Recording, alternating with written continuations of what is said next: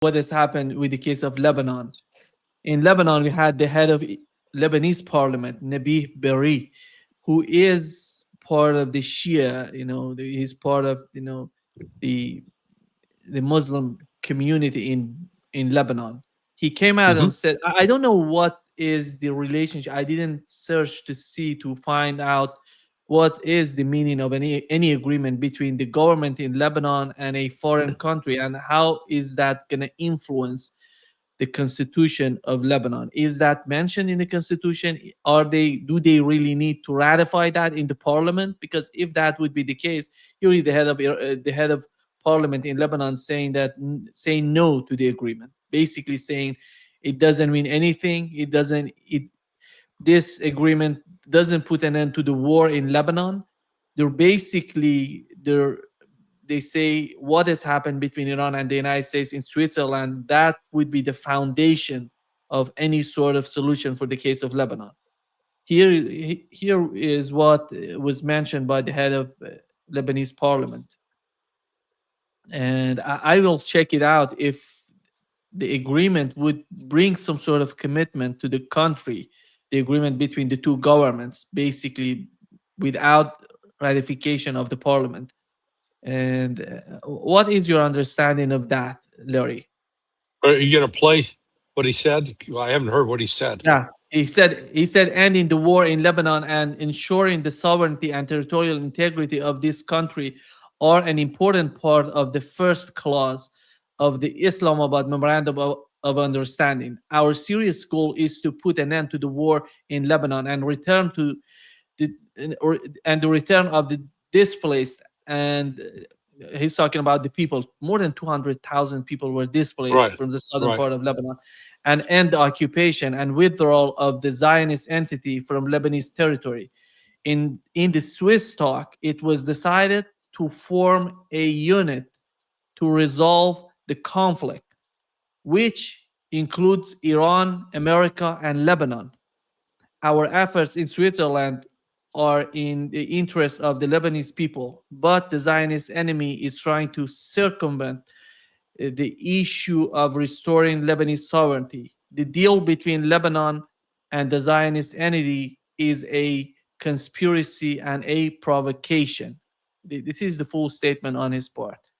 That's what Nabi Berry said. Yeah, that was Nabi Oh, Berri, the really? head of. Okay. Yeah, Yeah. So there's not agreement from the at least from the legislator or the head of the legislature in favor of the deal that's supposedly signed on by the government of Lebanon and Israel. So we're completely at odds. yeah. I don't know if the Washington has thought about what would be, how is that going to be binding for the Lebanese government or Lebanese people to somehow follow with the agreement. And Israel is feeling so good. All of the Netanyahu administration, we had Smotrich coming out and saying this is legitimizing the occupation of Lebanon. This agreement today, he said that. But we have Sure. Ben Gvir talking about, oh, we don't need that. We need more of Lebanon. Today I showed the map to our audience here, because looking at the map, Larry, here, you see there are two areas here in red lines.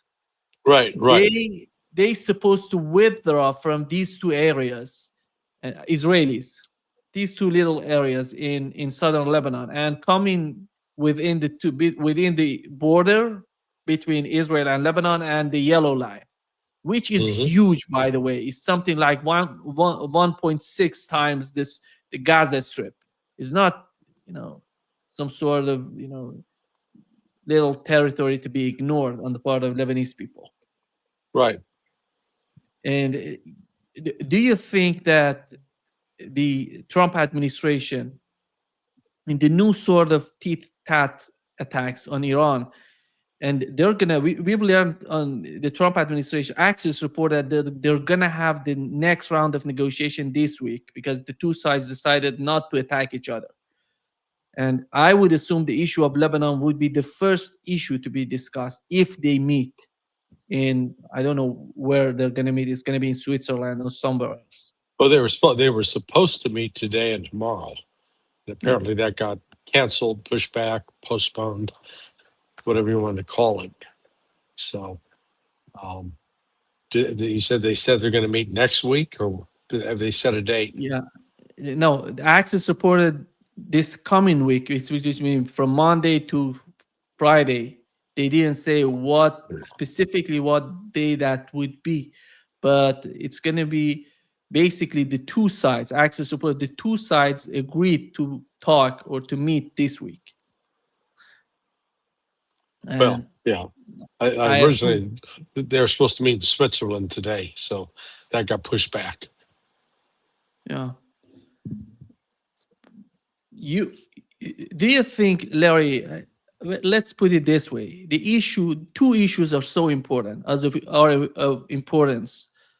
One of them is the Strait of Hormuz. The other one is the case of Lebanon. And I think with the case of sanctions, frozen assets, that would be manageable on the part of Iranians. If the things getting worse, they're gonna ignore that part. But the Strait of Hormuz and Lebanon, they're not gonna ignore. They're not gonna, you know, remove it from their calculation. Who has the upper hand with the two cases, and who can put pressure on the other side more than, more than it was before the war started? Well, I think Iran's got the advantage in the Strait of Hormuz. The number one, the U.S. attack on Iran the other day violated the MOU, because there was nothing in the MOU that precluded or prohibited Iran from taking action against ships that tried to break through the Strait of Hormuz without following the protocol that the Iranians had come up with and had gotten the Omanis to sign off on. So when Iran attacked that first ship on Friday, the Ever Lovely, and then the United States retaliated, that was the United States violating the MOU, because under the MOU, both sides were to refrain from military action against the other. So it was clear that the United States took the first launch, threw the first punch. So despite that, it's still, I think from my own perspective, that would have blown up the MOU for me and we'd be done with it. But apparently the United States decided today not to retaliate any further. The U.S. backed off, which is, that's a good sign.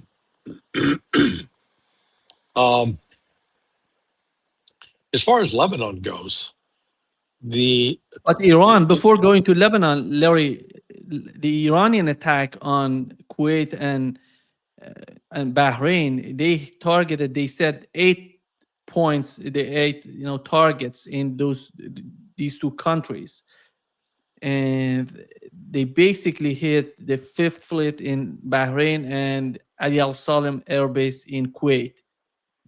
I don't know. They said highly populated. Do they have any soldiers there? Look, these again.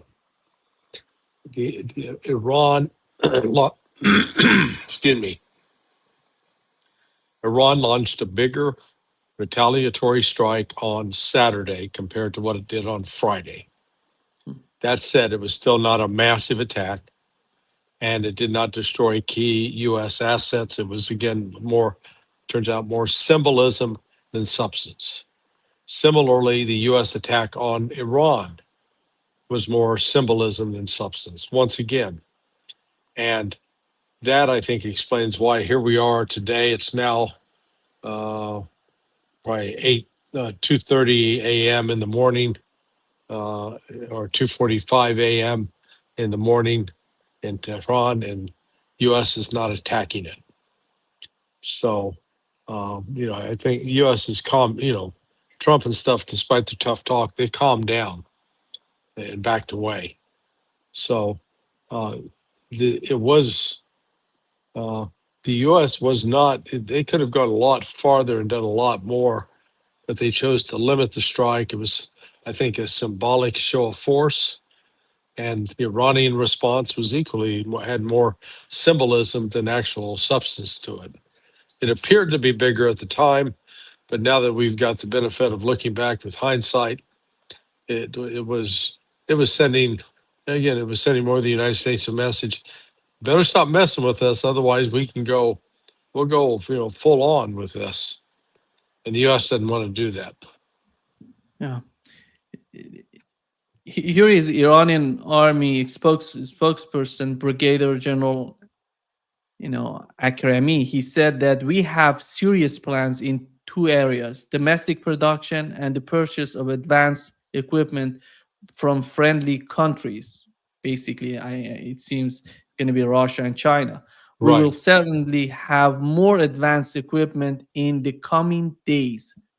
He's talking about days, not in the coming weeks. And they're going to have, and the drones we unveiled in the final days of the 40-day war are far more advanced than previous generations, such as Arash 2, and we will soon speak about their capabilities from the for the dear people of Iran. And Hmm. I think these drones are the same drones that, I don't know if that attack on American fighter jets, that Yeah. the guy who said that, and they were using some sort of jellyfish shape It of, would look like a jellyfish shape, and he said it yeah, was moving in a coordinated fashion. yeah. Yeah. I think that's the point that he's mentioning, that the new drones are different from the ones that they have used before. And when it comes to the friendly countries, this sort of equipment, basically, what comes to your mind when they're talking about equipment? Well, what do you mean by He friendly said that the countries? new equipment gonna come to Iran from friendly countries in the coming days, and we're gonna improve that. Yeah, that means China and Russia principally, What is it gonna and possibly basically? Pakistan, but China and Russia are the big providers of new weapons. It's gonna be defensive, related to the air defense systems, to my understanding. Um, well, then again, on the air defense systems, I'd go with the Russian over the Chinese, simply because the Russians proven, Chinese isn't. Russia's been used in combat. China has not. Here is Haaretz supporting that advanced Israeli systems sold to Qatar and Saudi Arabia. What? Because they're talking about sending weapons, Israeli weapons. What do they produce? What do they have? It's going to be Iron Dome, something like that, or No, I'm not sure. I'm really not. I'm not an expert on Israeli weaponry. I'm not sure what they'd want to buy. Um, it seems just sort of an odd transaction. Maybe, perhaps, the AI monitoring, AI intelligence software, but I don't think Israel would sell that to the Saudis.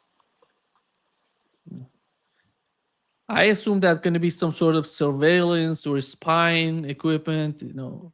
And how is that gonna? Yeah. Yeah, I don't know. I just don't know. Because the army of Saudi Arabia and Qatar and these countries are basically American.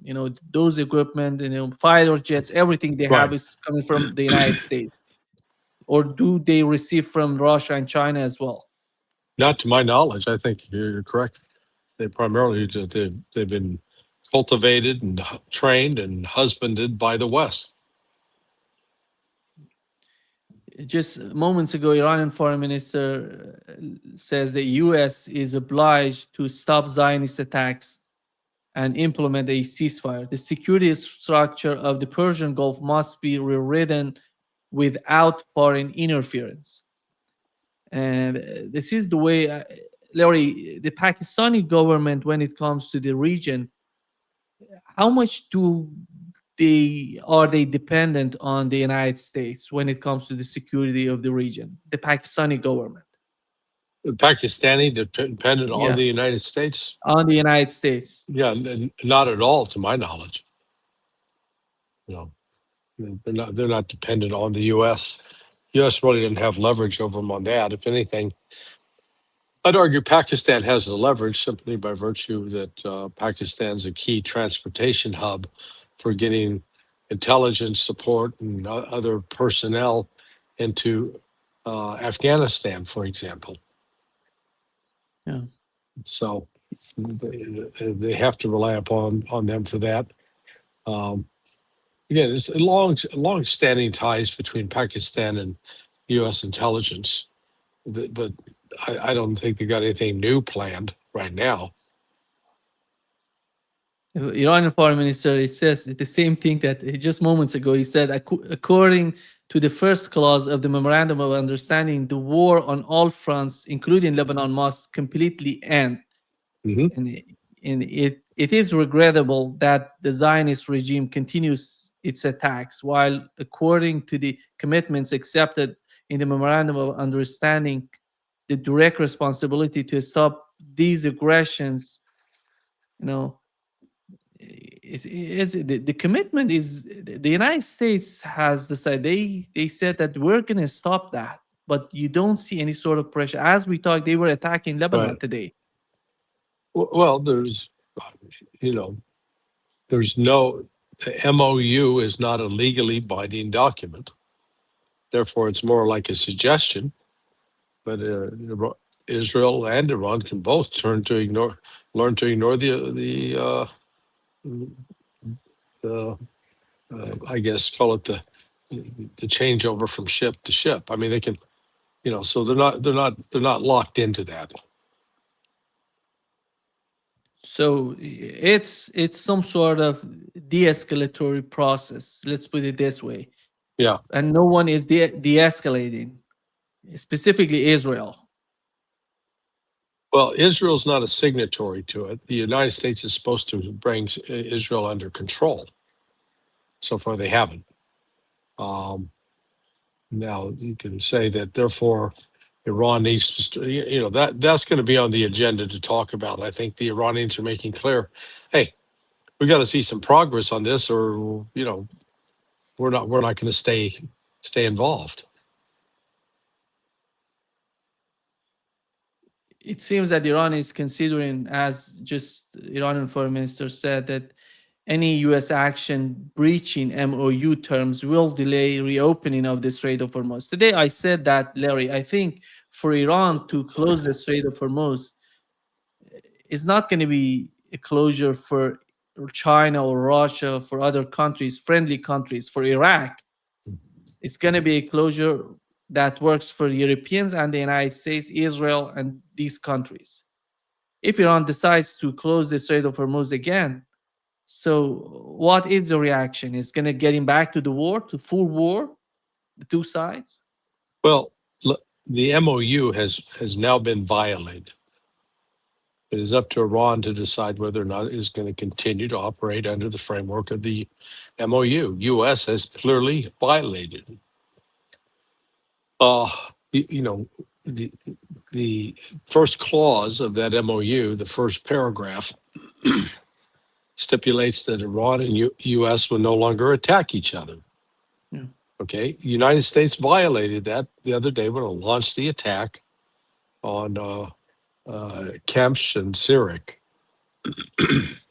Now, U.S. justifies this as well.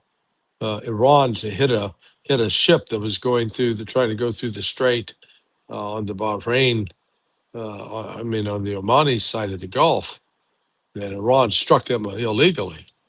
And all Iran has to do is say, you show me where in the MOU it says Iran can no longer strike any ship trying to transit the Strait of Hormuz without permission of the IRGC. Doesn't say that at all. And so the Iranians acted accordingly. They went after the ship that was violating the protocol. And then the United States struck it, and then Iran retaliated. And then at that point, yes, said we're on hold. And then all this took place on Friday. Then on Saturday, yesterday, the Iranians continued their effort to interfere with the shipping of certain ships. or requiring all ships to fill out the Persian Gulf Strait Authority, the PGSA protocol. You know, fill out the permissions. Say, okay, we're coming through. This is where we're going. This is what we're carrying, etc. They tried to sneak two ships through on Saturday. Iran finally retaliated by imitating some of the Israeli ships and flying those back into Egypt and getting into a getting into a massive fight. So um, this what you're looking at here with respect to the Gulf, Iran is saying we're going to hit you, and then we will retaliate accordingly. But so far it's been let's call it military political theater. I thought yesterday that Iran was going to strike the bases from which the flights that hit Iran originated. They did not. They hit the air base Ali Salam in Kuwait, and the one Alisa, I think it's called, in Bahrain, and neither of those had really any significant air assets, simply because they're too close to Iran. But nonetheless, Iran hit them hard. And then we saw what was the reaction of the United States today? Nothing. Okay? So clearly the United States doesn't want to escalate this. And apparently, according to what I've learned since yesterday's attacks, is that the targets the United States hit in Iran, again, were not sensitive, significant, or important.